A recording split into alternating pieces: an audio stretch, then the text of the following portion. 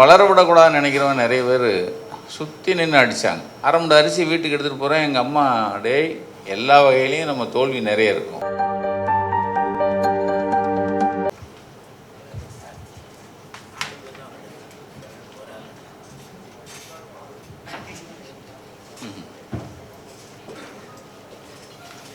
தோற்றோரை போற்று. நல்ல படக்கதைக்கு, நல்ல படத்துக்கு, சினிமா படத்துக்கு டைட்டில் வைக்கிற மாதிரி வச்சுருக்காங்க. தோற்றோரை போற்று. ரொம்ப மகிழ்ச்சி. நிகழ்ச்சிக்கு வருகிறது எனக்கு முன்னால் பேசி அமர்ந்திருக்கும் அருமை தம்பி கூல் சுரேஷ், அருமை நண்பர் ரவிச்சந்திரன், அருமை நண்பர் காமேஸ்வரன், நிகழ்ச்சியின் ஏற்பாட்டாளர் செல்வம்,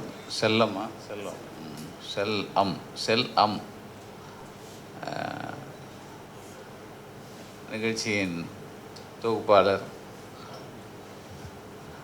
ஒரு சின்ன இடத்துல கேமராக்கள் குழுமி இருக்கிற ஒரு மண்டபத்தை இப்போ தான் பார்க்குறேன். அதாவது இந்த நிகழ்வு தான் பத்திரிகையாளர்கள், இந்த தொலைக்காட்சி மற்றும் ஊடகவியாளர்களுக்காக ஒரு நிகழ்ச்சி நடப்பது போல் ஒரு தோற்றம். ரொம்ப சந்தோஷமாக இருக்குது.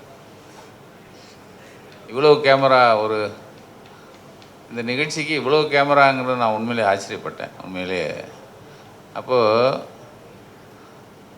தோக்குறவங்களுக்கு ஒரு ஊக்குவிப்பு, அதை ஊக்குவிக்கிறதுக்கு இவ்வளோ பேர் வந்திருக்கிறதுக்கு அவங்களுக்கு தான் முதல்ல பாராட்டு. அந்த ஊடகவியாளர் எல்லாருக்கும் உண்மையிலே சந்தோஷமாக இருக்குது. ரவிச்சந்திரன் ரொம்ப நல்லா பேசினேன். ரவிச்சந்திரன் தானே? ஓ, அப்பா ஆனந்த் நல்லா எமோஷ்னலாக பேசினார். ரொம்ப நல்லா இருந்தது. உண்மையிலேயே அவர் கூட டைரக்டர் அந்த தொகுப்பாளரை கூப்பிட்டு அவரை போதும் நிறுத்த சொல்லுங்க. நான் தான் இல்லை போட்டும் அப்படின்னு. ஏன்னா நல்ல இப்போ நான் அந்த வந்திருந்த 5 தம்பிகளும் அவர் பேசின பிறகு தான் அவங்க மூஞ்சில் சிரிப்பை பார்த்தேன். எல்லாருமே சொல்லுவாங்க, எல்லாரும் ஜெயிச்சுட்டு வந்ததே இல்லை. நீங்கள் எல்லாருமே பாஸ் பண்ணிட்டு வந்தவங்க எத்தனை பேர் இருப்பாங்கன்னு எனக்கு தெரியாது. நானும் பாஸ் பண்ணி தான் வந்தவன். ஆனால் நிறைய முறை நான் சொல்லுவேன், வீரப்பன், என் மூஞ்சை பார்த்தா வீரப்பன் ஞாபகம் வரும்ல. நான் 100 முறை தோற்று தான் 11 தடவை பார்த்துருப்பேன்னு சொல்லுவேன். அதாவது அப்போ ஒரு முறை போனோம் வந்துட்டோம் இல்லைன்னா, நான் இப்போ என்னை பார்த்தோன்னே என் தம்பி சத்யா வந்திருக்கா. அப்படி நிறைய ஊடகவியாளர்கள் நிறைய பேர் நமக்கு தெரிஞ்சவங்களாக இருக்காங்க. இவங்க மத்தியில் நக்கீரன் இன்னைக்கும் ஒரு 36 வருஷமாக நிற்கிதுன்னா, நம்ம பட்ட கஷ்டம் நிறைய இழந்துட்டோம், நிறைய விலை கொடுத்துட்டோம். ஆனால் அதை மீறி நிற்கிறதுக்கு அடிபட மறுபடியும் எந்திரிச்சு நின்று இன்றைக்கி இந்த நிகழ்ச்சியில் கலந்துக்கிற அளவுக்கு நம்ம நிற்கிறோன்னா நிறைய அடிபட்டோம். நான் தம்பி கேட்கும்போது செல்லமும் காமேஸ்வரனும் வந்தாங்க. இந்த மாதிரி நாங்கள் ஒரு நிகழ்ச்சி நடத்த போகிறோம். இது ஃபெயிலானவங்க, 12ஆம் வகுப்பு ஃபெயிலானவங்களை கூப்பிட்டு வச்சு பாராட்டப்போம். ஒரு புதுசாக இருந்தது. ஆனால் அதுக்குள்ளே அந்த தம்பிகள் உண்மையிலே நம்ம சொல்லலாம். இப்போ ஆனந்த் சொல்லும்போது சொன்னார், யாரும் கவலைப்படாதீங்க, தோத்துட்டோன்னு யோசிக்காதீங்க அப்படிலாம் சொன்னார். ஆனால் அவங்கவுங்க இடத்துலேருந்து பார்த்தா தானே தெரியும் அவங்களுக்கு என்ன பிரச்சனை. ஏன்னா அவங்க வீட்டில் அவன் சொந்தக்காரன், அவன் இவன் கூட இருக்கிறவன், வீட்டில் இருக்கிறவன் எத்தனை பேர் திட்டிருப்பாங்கன்னு எத்தனை பேருக்கு நமக்கு தெரியாது. ஆனால் உண்மையிலே இந்த சமூகம் அதான். இந்த சமூகம் ஜெயிக்கிறவனை பாராட்டுது, தோக்குறவனை கொஞ்சம் கேவலமாக பார்க்குது. அதை நம்ம மாற்ற முடியாது. ஏன்னா நம்ம பேச்சுக்கு வேணால் நல்லாயிருக்கும், தோத்துட்டேன்னு கவலைப்படாதன்னு.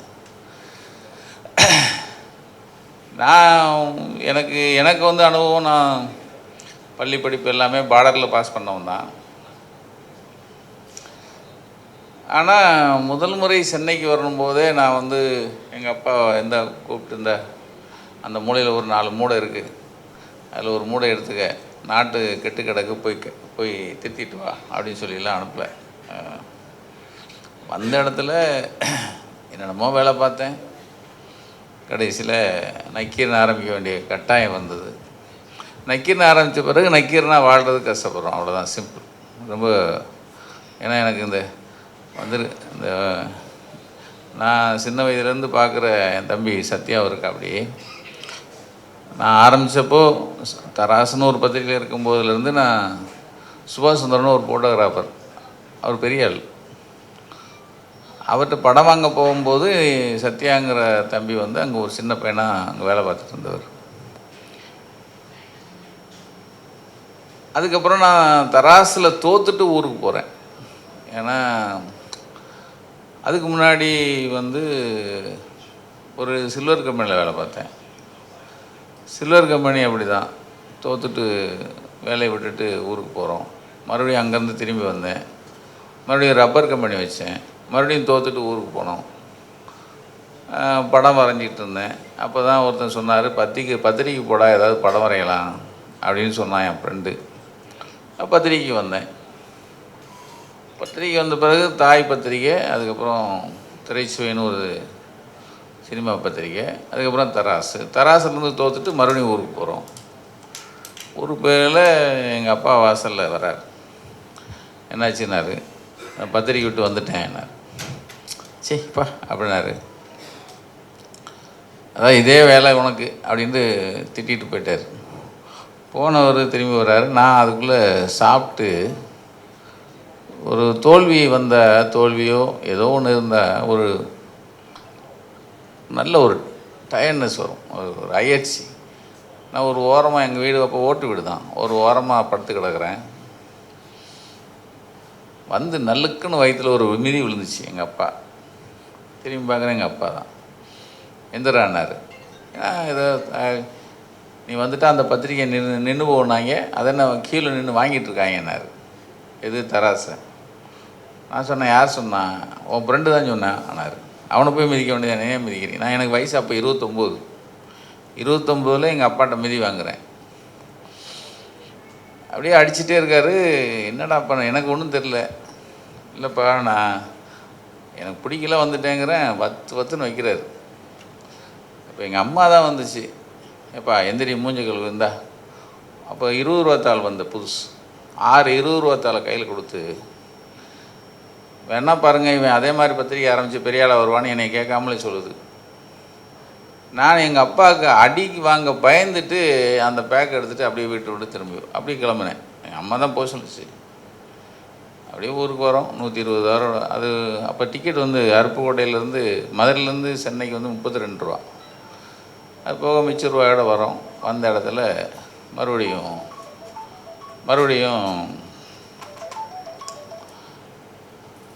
வந்த இடத்துல பத்திரிக்கை ஆரம்பிக்கணும்னு எல்லாருமே சேர்ந்தோம். பத்திரிக்கை ஆரம்பித்து அப்போல்லாம் போட்டி பத்திரிக்கைலாம் பல லட்ச காப்பி ஓடிக்கிட்டு இருந்த நேரம்.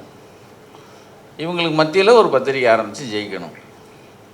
ஆனால் ஒரே வெறி இருந்தது. இப்போ ஆனந்த் சொன்ன மாதிரி வெறி மாத்திரம் இருந்தது, இவங்களோட போட்டி போட்டு ஜெயிக்கணும் அப்படின்னு. இந்த போட்டி வரும்போது இந்த பெரிய பத்திரிகை எல்லாருமே இவனை வளர விடக்கூடாதுன்னு நினைக்கிறவன் நிறைய பேர் சுற்றி நின்று அடித்தாங்க. சொல்கிறேன்னா, அதாவது முத வீரப்பன் படம் நக்கீரில் வருது, போட்டி பத்திரிக்கை, பெரிய பத்திரிக்கை. அவன் என்ன எழுதிட்டாங்கன்னா, இவங்க ஆஃபீஸில் நிறைய பேர் மீசையோடு இருப்பாங்க. அப்போ மீசையோடு நிறைய பேர் எங்கள் ஆஃபீஸில் இருந்தாங்க. ஒரு 10-15 பேர் மீசையோடு இருப்பாங்க. அது காரணம் என்னென்னா, 91 ஆட்சி மாற்றம் வந்தோடனே ஜெயலலிதா ஆட்சிக்கு வந்தாங்கல்ல, அப்போது ஏதாவது எதிர்த்து அவங்கள எழுதிட்டாலே 3 ஆட்டோ வரும். 3 ஆட்டோவில் திம்முன்னு வருவான். டம்முன்னு ஆஃபீஸில் வந்து அடித்து போட்டு போயிட்டே இருப்பாங்க. நான் இதுக்காக என்ன பண்ணேன், ஊரில் போய், எங்கள் ஊர் அருப்புக்கோட்டை, கமுதி, ராமநாதபுரம், முதலத்தூர், இந்த மாதிரி ஏரியாக்கள்லேருந்து மீசை வச்சு ஒரு 10 பேரை தூக்கிட்டு வந்தேன் வேலைக்கு. என்னென்னா இப்போ அடிக்கிறதுக்கு ஆட்டோ வந்ததுன்னா அப்போ வந்து பெரிய பிரபலம், இப்போயும் பெரிய பிரபலம்லாம் நமக்கு கிடையாது. ஆனால் இந்த மீசை வச்சதுனா அடிக்க சொல்லியிருக்காங்க. இப்போ அங்கே ஒருத்தன் இருப்பான், மீசை வச்சுருப்பான், அவனை அடிச்சுப்பான்னு தானே அனுப்புவாங்க. இப்போ வருவான் 10 பேர் மீசை வச்சுருந்தா எவன் அடிக்கிறதுன்னு யோசிச்சு போவாங்கல்ல. இதுக்காக நான் வந்து 10 பேரை வச்சுருந்தேன். இதை ஒரு பத்திரிக்கையாளர் எழுதிட்டான். வீரப்பன் வந்து இவங்க ஆஃபீஸில் இருக்கிற வீரப்பன்கிறவனே இல்லை, இவங்க ஆஃபீஸில் இருக்கிறவனுக்கு தான் அந்த ட்ரெஸ்ஸை போட்டு துப்பாக்கி வாடகை எடுத்து ஃபோட்டோ எடுத்து போட்டாங்கன்னு எழுதிட்டான். அது இன்னும் வேறு நமக்கு எப்படி நமக்கு ஒரு கோபத்தை கொடுக்கும் இல்லையா? ஏன்னா நாங்கள் இவ்வளோ கஷ்டப்பட்டு ஒரு விஷயத்தை எடுத்துருக்கோம், நீ அதை வந்து எங்கள் ஆஃபீஸில் வேலை பார்க்குற காவலாளிக்கு நீங்கள் ட்ரெஸ்ஸை போட்டு உட்கார வச்சிட்டான்னு எழுதிட்டாங்களே அப்படிங்கிற கோவம். அடுத்து அந்த இந்த இந்த படம் எடுத்துகிட்டு வந்த ஒரு தம்பியும் தூக்கிட்டு போயிட்டாங்க. அது இன்னொரு பத்திரிக்கை. அவங்க என்ன பண்ணிட்டாங்க, அவங்க அதை எடுத்து போட்டு நாங்கள் தான் முதல்ல போட்டோன்னு வேறு, அது வேறு. இது 2 அடியா? சரி, அதுக்கப்புறம் மறுபடியும் அந்த பையன் நம்மளை தூக்கிட்டு வந்துட்டோம். அதுக்கப்புறம் நாங்கள் டீமை போய் பார்க்குறோம். பார்த்துட்டு வந்து முத வீடியோ ரிலீஸ் பண்ணுறோம். ரிலீஸ் பண்ணோன்னு ஒரு பத்திரிகையில் எழுதுகிறான்.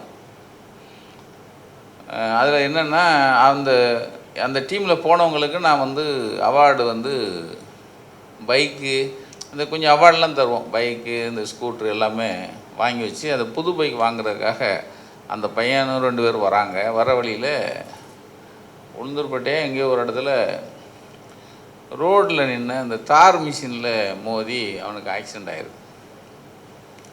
ஆக்சிடெண்ட் தெரிஞ்ச உடனே அங்கேருந்து நம்ம ஆம்புலன்ஸ் தூக்கிட்டு வரோம். இங்கே வச்சு விஜய் ஹாஸ்பிட்டல் வச்சு காப்பாற்றுறோம் வேறு 2 பேரையும். இதை ஒரு பத்திரிக்காரன் படம் எடுக்கிறான். படம் எடுத்து வீரப்பன்ட்ட வாங்கின பணத்தை பங்கு போகிறதுல தகராறு, அதனால தான் 2 பேர் இவர் அவரை வெட்டிவிட்டாங்கன்னு அது வேறு செய்தி ஆகிட்டான். இப்போ நமக்கு வந்து இந்த வெறியை உண்டாக்கிட்டே இருப்பாங்க.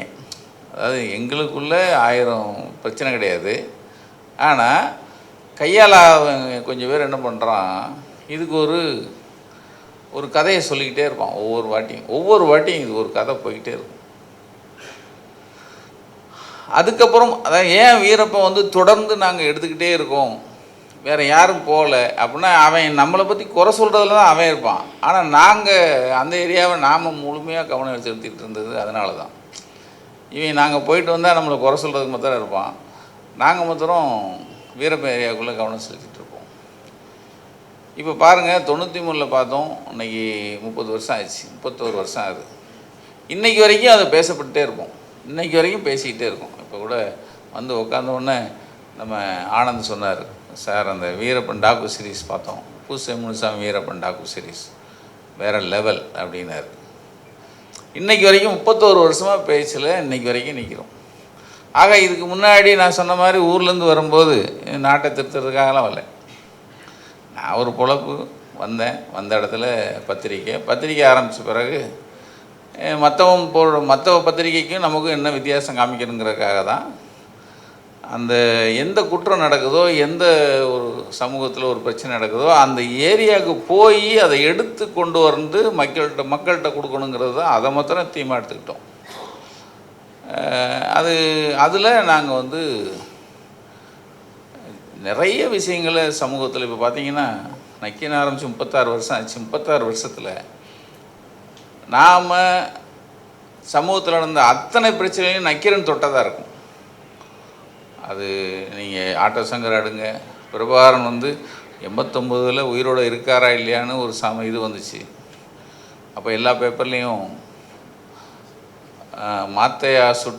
பிரபாகரன் மாத்தையாவால் சுட்டு கொல்லப்பட்டார்னு செய்தி 89 எல்லா பத்திரிகையும் பண்ணுச்சு. நான் மாத்திரம்தான் இல்லை, பிரபாகரன் உயிரோடு இருக்காருன்னு. அவர் உயிரோடு அவரை பற்றி வந்த செய்தியை படிக்கிற மாதிரி ஒரு கேரிகேச்சர் பண்ணி நான் ஒரு அட்டைப்படம் போட்டேன். ஒரு அட்டைப்படம் மாத்திரம் ஜெராக்ஸ் மாத்திரம் 10 ரூபாய்க்கு போச்சு. நான் எதுக்கு சொல்ல வரேன்னா, எல்லாரும் ஒரே வழியில் போகிறதுக்கு நம்ம எதுக்குமே இப்போ 36 வருஷமும் நாங்கள் எங்களுக்கு பூரா ரெட் கார்பெட் போடவே இல்லை. நாங்கள் வளமாக இருந்து வந்தோடனே என் தம்பி சத்யா சொன்னான், ஏன்னா இந்த கோடை காலம் எங்கேயும் வெளியே போகலையான்னு, ஃபாரின் போகலையா அப்படின்னா. சத்தியமாக இது வரைக்கும் நான் எந்த ஊருக்கும் போனதில்லை. எந்த ஊர்னால் நான் சொல்கிறது இந்த வாசஸ்தலத்துக்கு போனதில்லை. இத்தனைக்கும் குற்றாலம் நம்ம ஊர் பக்கம்தான், அருப்புக்கோட்டை பக்கம்தான், தென்காசி பக்கம். நான் குற்றாலம் போனதில்லை. ஒரே ஒரு முறை ஏதோ ஒரு கல்யாணத்துக்கு போயிட்டு குற்றாலம் போயிட்டு வந்தேன். இந்த கோடை காலத்துக்கு எல்லாருமே ஃபாரினில் இருக்காங்க. இல்லைன்னா குறைந்தபட்சம் ஏதாவது ஒரு வாசஸ்தலத்தில் கொடைக்கானலையோ ஊட்டிலையோ எங்கேயே இருக்காங்க. ஆனால் நான் அப்படி போனதில்லை. ஏன்னா போகவும் விருப்பம் இல்லை. ஏன்னா நமக்கு ஓடிக்கிட்டு இருக்கோம், நம்ம ஓடிக்கிட்டே இருக்கோம். அப்போது இந்த உயரத்துக்கு வருவோன்னு சொல்லி நம்ம எதிர்பார்த்து இந்த உயரத்துக்கு வரல.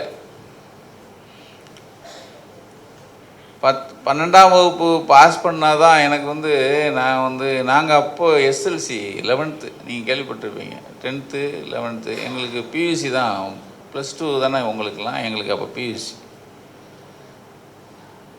10th இந்த எலெக்டிவ் சப்ஜெக்ட்னு ஒன்று சொல்லுவாங்க. என் செட்டு படித்தவங்க யார் இருக்கான்னு தெரில எனக்கு. ஏன்னா இப்போ யாராவது பியூசி படித்தவங்க யார் இருக்காங்களா? இல்லை. ஆனால் நீங்கள் படிச்சிருக்கீங்களா? இல்லை, எல்லாம் +2.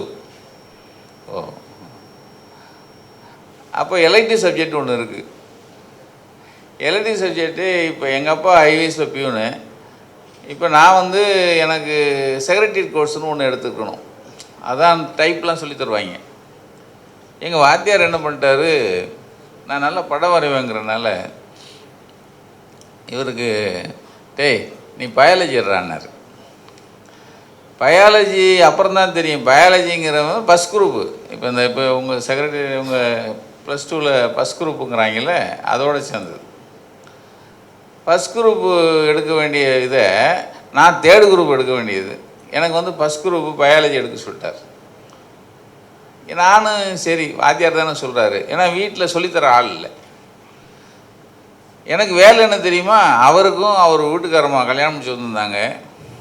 சார்ட்டு வரைகிறது தான் என் வேலை.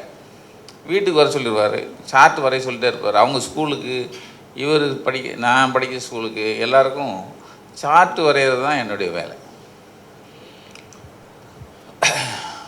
இப்போ 10th 11th முடித்தோம். பியூசி போன உடனே என்ன குரூப்பு, பயாலஜினார். பிரின்ஸிபல் பார்த்தாரு, பயாலஜி ஏன் எடுத்தேன்னாரு. தெரில சார், தெரியாமல் எதுக்கு இங்கே வந்தேன்னாரு. சரி அப்படின்னு எனக்கு ஹிஸ்ட்ரி அந்த 3rd ஒரு காமர்ஸ் குரூப் ஒன்று, அது போய் படினார். இப்போ நான் படித்ததுக்கு இதுக்கும் சம்மந்தமே கிடையாது, சொல்லித்தர ஆள் இல்லை. சரி காமர்ஸு படித்தோம், ஹிஸ்ட்ரி படித்தோம். அப்புறம் பிகாமு எங்கள் அப்பா 1000 ரூபா கொடுத்து சேர்த்து விட்டார். அப்போது நான் சொல்கிறது 1974-75 ஃபஸ்ட் இயர். நான் 77-78 பிகாம். அப்போ 1000 ரூபா அப்போ பெரிய அமௌண்ட்டு. எங்கள் அப்பா சம்பளம் 200 ரூபா. இப்போ இந்த இதில் தான் 1000 ரூபா சேர்த்து படிக்க வச்சார். படிக்க வச்சா 3ஆவது வருஷம். நான் அப்போ பேசிக்கலாக நான் ஒரு ஆர்டிஸ்ட்டு, நான் ஒரு hockey player. 3rd year result வரப்போகுது. ஃபெயில் ஆயிடுவோன்ட்டு நான் டோர்னமெண்ட் விளையாட போயிட்டேன். எங்கள் அப்பாவுக்கு ஏதாவது ஒரு கப்பு ஜெயிச்சு கொடுத்தா சந்தோஷப்படுவார், தோற்றதை விட்டுருவார். அதுக்காக போயிட்டேன். காரைக்குடியில் விளையாடுறேன். அங்கே தான் ஃபோன் வந்துச்சு, நீ பாஸ் பண்ணிட்டேனாங்க. சத்தியமாக நான் பாஸ் பண்ணுவேன்னு எதிர்பார்க்கவே இல்லை. சரி அதோட டோர்னமெண்ட்டை வீட்டுக்கு வந்தோம். வீட்டுக்கு வந்தால் எங்கள் அப்பா பிகாமு. சரி பிகாம்னா பேங்க் வேலை கிடைக்கும்லன்னாங்க. நம்ம படித்த படிப்பு பேங்க் வேலை கொடுப்பான்னு நமக்கு தானே தெரியும். பேங்க் வேலையும் கிடைக்கல. அப்புறம் எங்கள் அப்பா ஆஃபீஸில் வேலை பார்க்குறாங்க, யாராவது பெரிய அதிகாரி ஹோட்டலில் இருப்பாங்க, அவங்கள போய் பாட்டோடா ஏதாவது கிளார்க் வேலை வாங்கி தருவாங்கன்னு பாரு. போவேன், அவர் 2 பேண்ட்டை கொடுப்பார். அவர் இதை சுருக்கி தைச்சி போட்டுக்கம்பார். அப்புறம் நான் ஒரு அரிசி கடையில் வேலைக்கு சேர்ந்தேன். எங்கள் அப்பா அரிசி கடையில் சேர்ந்ததுக்கு சத்தம் போட்டார். நான் இதை படிக்க வாடா, இந்த வேலை செய்ய வாடா, நான் பிகாம் படிக்க வச்சேன்னாரு. ஏதாவது நல்ல வேலை கிடைச்சானா போயிடுறேன்ப்பான்னு. அங்கே வந்து நாங்கள் இருந்தது நெசவாளர் ஏரியா. நெசவாளர் ஏரியாவில் காலையில் 6 மணிக்கு கடைக்கு வந்து அரிசி வாங்கிட்டு 8 மணிக்குள்ளே நெசவு நெய்ய இறங்கிடுவாங்க. இரவு 8 மணி வரைக்கும் நெசவு நெய்வாங்க. 8 மணிக்கு மேலே கடைக்கு வருவாங்க. எங்கள் ஓனர் என்ன பண்ணிட்டாரு, காலையில் 10 மணிக்கு கடை திறப்பார், சாயந்தரம் 6 மணிக்கெலாம் பூட்டிடுவார்.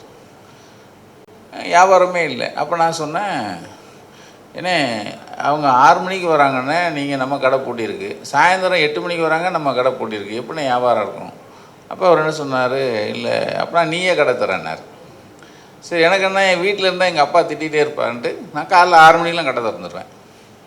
கடை இருந்தால் எனக்கு இன்னொரு லாபம் இருக்குது. 7:30 மணி 8 மணிக்கு ஏற்ற மாதிரி ஹோட்டலில் வந்து ஏதாவது நம்ம டிஃபன் சாப்பிட்டுக்கலாம், ஏதாவது தோசையோ இட்லியோ பூரியோ சாப்பிட்டுக்கலாம். ஏன்னா கடை கணக்கு. மத்தியானம் மாத்திரம் வீட்டுக்கு போய் சாப்பிட்டு வருவேன். அதுக்கப்புறம் நைட்டு 10 மணி வரைக்கும் கடை திறப்போம். 10 மணிக்கு மேலே ஒரு நல்ல வளைச்சி ஒரு சாப்பிட்ற மாதிரி ஒரு கடைக்கு விட்டு போவார். ஒரு நான்வெஜ் கடை, முக்கு தோசை கடைன்னு ஒன்று இருக்குது. சும்மா அடி 10 ஆஃப் ஆயில் அப்படி அடிப்பேன். ஏன்னா நல்ல ஹார்டு இருக்குது. நல்ல 100 கிலோ மூடையை நீங்கள் வந்து தூக்கணுமே. இப்போ வியாபாரம் வந்து அப்படியே 300 ரூபாயிலேருந்து 3000 ஆயிடுச்சு. எனக்கு இன்சென்டிவ் கொடுத்துட்டார். 90 ரூபா சம்பளத்தை 150 ரூபாக்குறாரு. 1/2 மூடை அரிசி இன்சென்டிவ். 1/2 மூடை அரிசி வீட்டுக்கு எடுத்துகிட்டு போகிறேன். எங்கள் அம்மா, டேய் என்னடா நினச்சி, இல்லைம்மா எனக்கு வேலையை பார்த்து எனக்கு கொடுத்தாங்க. டேய் வேறு எங்கேயும் போகிற மூடையை தூக்கிட்டு வந்துட்டியாடா, முதலாளி கட்டி வச்சு அடிப்பாங்கடான்னாரு. இல்லைம்மா எனக்கு என்னுடைய உழைப்பை பார்த்து கொடுத்தாங்க. எங்கள் அம்மா என்ன பண்ணுச்சு, அந்த மூடையை கொண்டு போய் சாமி ரூம், ஓட்டு வீட்டில் ஒரு செவரில் படம் வச்சு சாமி ரூம் வச்சுருப்பாங்க, எல்லார் வீட்லேயும் தெரியும். அதை வச்சு மூஞ்சை கழுவிட்டு வர சொல்லிச்சு. தீபார்த்தனை காட்டுது.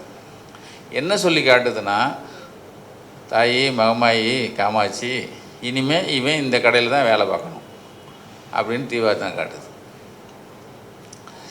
எனக்கு ஒன்றும் இல்லை, நமக்கு என்ன, காலையில் நல்ல சாப்பாடு ஹோட்டலு, நைட்டு ஹோட்டல் சாப்பாடு, மத்தியானம் வீட்டுக்கு வரும். இப்படி இடையில போயிட்டு இருந்த நேரம் தான் ஒருத்தன் நம்ம வீட்டுக்கு விருந்தாளியாக ஒருத்தன் வந்தான். வந்தவன், பிகாம் படிச்சுட்டு என்னையா அரிசிகளில் இருக்க, மெட்ராஸ் வாயா, பேங்காம் மெஜரால் வேலை வாங்கி தரேன் நான் ஒருத்தன். அன்னைக்கு பிடிச்சது சனியை. எங்கள் அப்பா, பேங்க்கில் வேலை பார்த்தா எவ்வளோ சம்பளம்னாரு. 2500 கிடைக்குமாம்மா. எங்கள் அப்பாவுக்கு 200. டேய் போடா போடா பேங்க்குன்னு. சரி, நமக்கு பேங்க் வேலை இருக்குன்னு இங்கே அரிசி கடையில் கொஞ்சம் பிரச்சனை வந்தது. அதோட நமக்கு பேங்க் வேலை இருக்குன்னு சென்னைக்கு வந்தேன். வந்த இடத்துல கூட்டு வந்தவர் என்ன பண்ணிட்டாரு, அவர் இந்த பொன்னேரி போகிற வழியில் அவருக்கு இந்த ஹவுஸ் போர்டு வீடு கிடச்சிருக்கு. காவலுக்கு நம்மளை போட்டு அவர் பாட்டு கண்டுக்காமல் போயிட்டார். இப்போ பேங்க் வேலையும் கிடையாது, அது அவுட்ரு மீஞ்சூர் தாண்டி, மீஞ்சூர் போகிற வழியில் அந்த என்னது எம்எம்டிஏ புது காலனி, அது ஒன்று நியூ டவுன். இதை எங்கள் அப்பாட்ட சொன்னால் அருவாள் எடுத்து வருவார். தாலி ஒழுங்காக அங்கே 1/2 மூடை அரிசி வாங்கி கொடுத்துருந்தா அதையும் கெடுத்து விட்டான் அப்படின்னு சொல்லி வருவார். இப்போ இது சொல்லாமலே வேலை தரேன். அப்போ தான் பற்றுப்பிள்ளை கம்பெனியில் வேலைக்கு சேர்ந்தேன். அதுக்கப்புறம் ரப்பர் கம்பெனி. இது எதுக்கு சொல்ல வரேன்னா, பெரிய எய்ம் வச்சுலாம் நான் வரல. இப்போ ஆனந்த் அளவுக்கு நாம் வந்து திட்டமிட்டுலாம் வாழ்க்கையை கொண்டு வரல. போகிற போக்கில் ஓடினேன். போகிற போக்கில் போகிறோம். இன்றைக்கி உங்கள் முன்னாடி நின்று பேசிகிட்ருக்கோம். பல முறை தோற்றுருக்கேன், நிறைய தடவை. நீங்கள் வாழ்க்கையில் நீங்கள் ஒவ்வொருத்தன் வாழ்க்கையிலையும் நீங்கள் திரும்பி பார்த்தா தோற்றது தான் ஜாஸ்தி இருக்கும். எல்லோரும் நினச்சிட்ருக்கோம் நம்மளாம் ஜெயிச்சிட்ருக்கோம் அப்படின்னு. அதெல்லாம் ஒரு சும்மா அவன் பேசிகிட்டு இருப்பான். நீங்கள் நிறைய இதில், அது வாழ்க்கையிலையும் சரி, நட்புலையும் சரி, எல்லா வகையிலையும் நம்ம தோல்வி நிறைய இருக்கும். அது எனக்கு புதுசாக இருந்தது. இந்த தம்பிகளை கூப்பிட்டு வச்சு அவர் எங்கள் டைரக்டர் வந்து எல்லாரையும் ஊக்குவிக்க போகிறோம் அப்படின்னு ஒன்று, அதுக்கு ஒத்துக்கிட்டாங்களான்னு கேட்டேன் முதல்ல. அந்த தம்பிகள் வரேன்னாங்களா? அவங்கள பெரும்பாடுபட்டு நாங்கள் வந்து ஒரு 5 பேரை நாங்கள் அங்கேருந்து கூப்பிட்டு வரணும். வந்துருக்கோம் சார் அப்படின்னாரு. உண்மையிலே அது சந்தோஷம்தான். ஏன்னா இந்த சமகாலத்தில் பார்த்திங்கன்னா வந்து ஜெயிச்சவனை போட்டுறதுங்கிறது அது இயல்பு.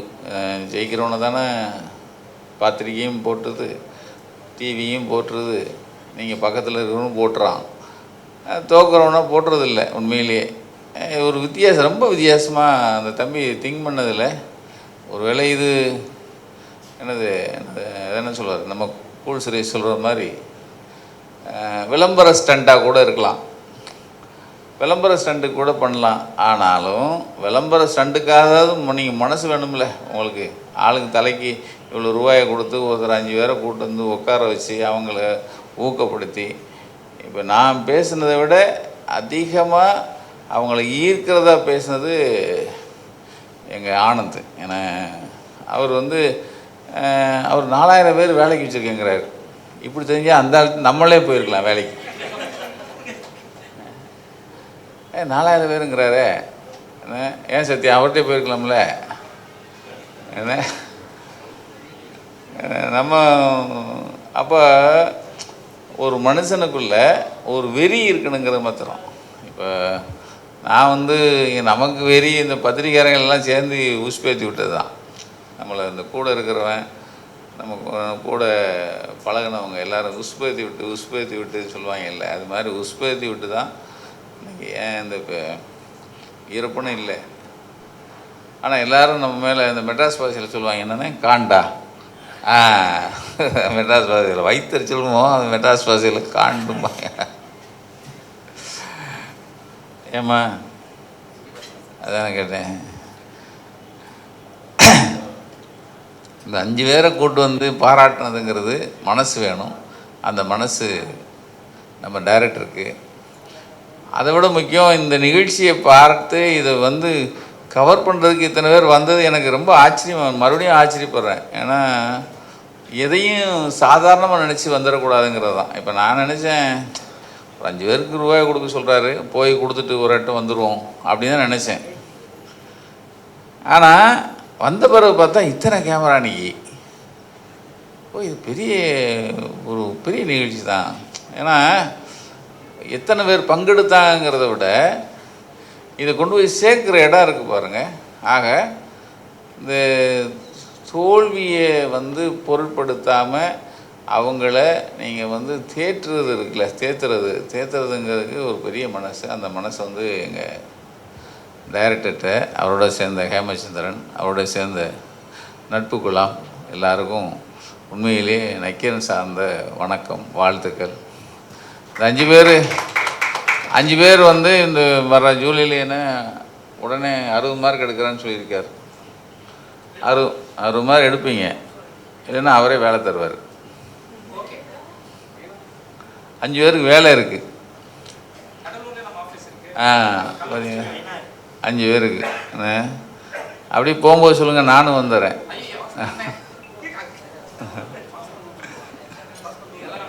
ரொம்ப மகிழ்ச்சி. ரொம்ப இப்போது நீங்கள் எல்லாம் கூல் சுரேஷ் இவங்கெல்லாம் பேசின பிறகு அவங்க மூச்சில் இப்போ தான் ஒரு சின்ன அந்த ஒரு சந்தோஷத்தை பார்க்குறேன்.